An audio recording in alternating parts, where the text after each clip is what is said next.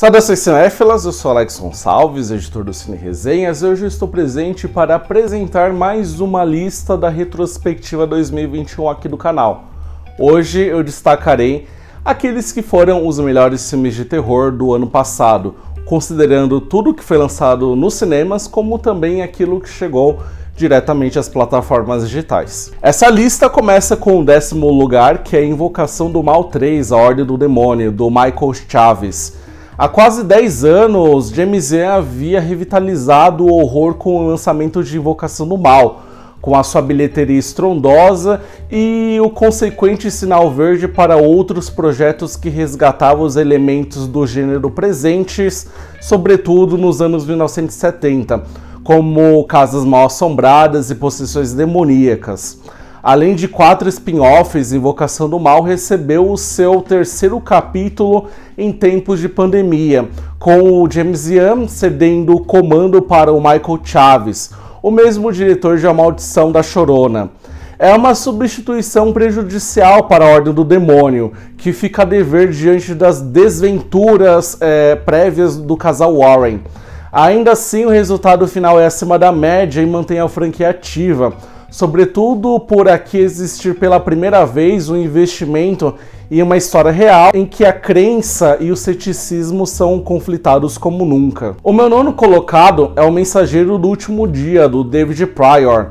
Os filmes de horror sobre seitas estão voltando a ganhar mais espaço no gênero atualmente. E O Mensageiro do Último Dia é uma inclusão curiosa dentro desse segmento, pois a história, que deve suas origens à graphic novel The Empty Man, demanda um tempo para deixar explícitas suas verdadeiras intenções. Com o protagonismo aqui muito bem defendido pelo James Badge Dale, temos uma ameaça sobrenatural à lá O Chamado, cujas origens este filme de quase 2 horas e meia não descortina de forma muito esmerada. Em termos de direção, no entanto, estamos diante daquela mais promissora a surgir no último ano. Responsável pela realização dos making-offs do David Fincher, o David Prior confere uma atmosfera soturna e estética deslumbrante para um primeiro trabalho. O meu 8º colocado é Saint Maud, da Rose Glass. A distribuidora A24 tinha grandes planos para Saint Maud na América, promovendo como um terror a autora de outros títulos de seu catálogo, como A Bruxa e Hereditário. Segurado na gaveta por quase 2 anos devido à pandemia, restou se contentar com um lançamento digital, algo que às vezes reduz o potencial de boca a boca.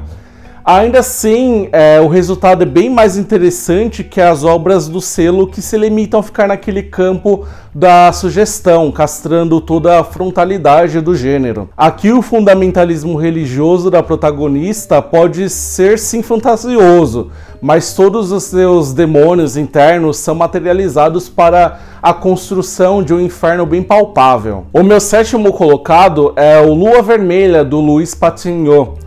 O Louis Patignaud demonstrou no premiado Costa da Morte, documentário que fez em 2013, um interesse central na criação de uma narrativa a partir da observação da natureza de Galícia, na Espanha.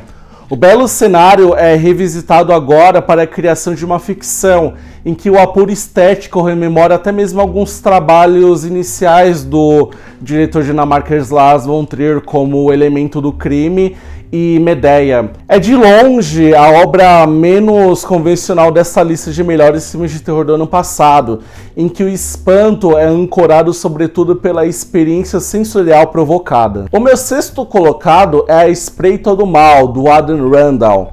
Se Saint Maud não provocou barulho pela ausência de um lançamento em salas de cinema, A Espreita do Mal é aquele tipo perfeito de filme que apresenta todos os predicados para ganhar uma segunda chance no streaming.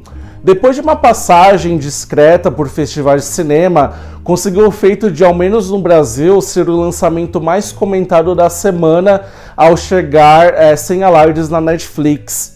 A trama sobre a perseguição de um assassino em série tira o espectador da zona de conforto por 2 decisões bem astutas.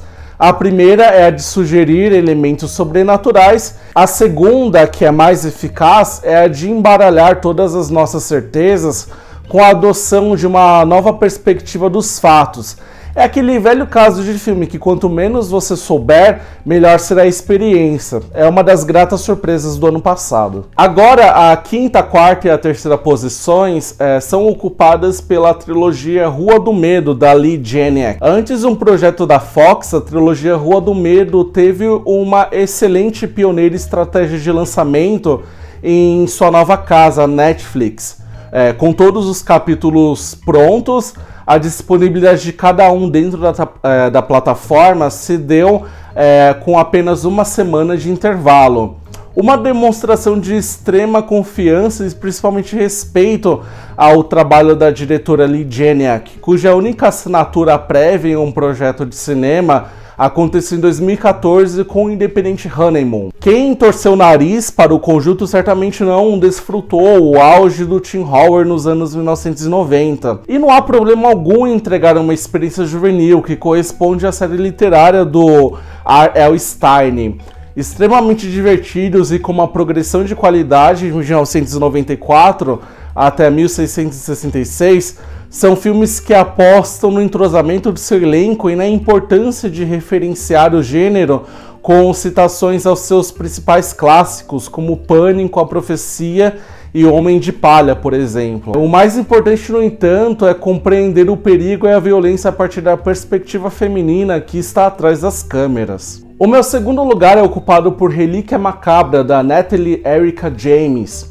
Assim como na trilogia Rua do Medo, Relíquia Macabra é uma obra singular porque há nela um incentivo de compreender o terror a partir de uma perspectiva feminina. Após o início de carreira como curta-metragista, a Natalie Erica James debuta agora na ficção de longa-metragem com uma história sobre como a demência corrompe 3 gerações de mulheres de uma mesma família. A mais velha delas, a Edna, que é interpretada pela Robin Nevin, é aquela a ter em seu próprio corpo as manifestações de uma mente que se deteriora progressivamente como se servisse de casulo para uma nova forma sem identidade. Entretanto, o verdadeiro horror aqui em Relíquia Macabra vem a ser a própria casa que essas personagens habitam, que acumulam memórias, angústias e rancores, explorada pela diretora como se fosse um limbo. Para finalizar a lista, nós temos em primeiro lugar Maligno, do James Wan. Aqui está um filme de extremos que tanto faz bem para a arte do cinema.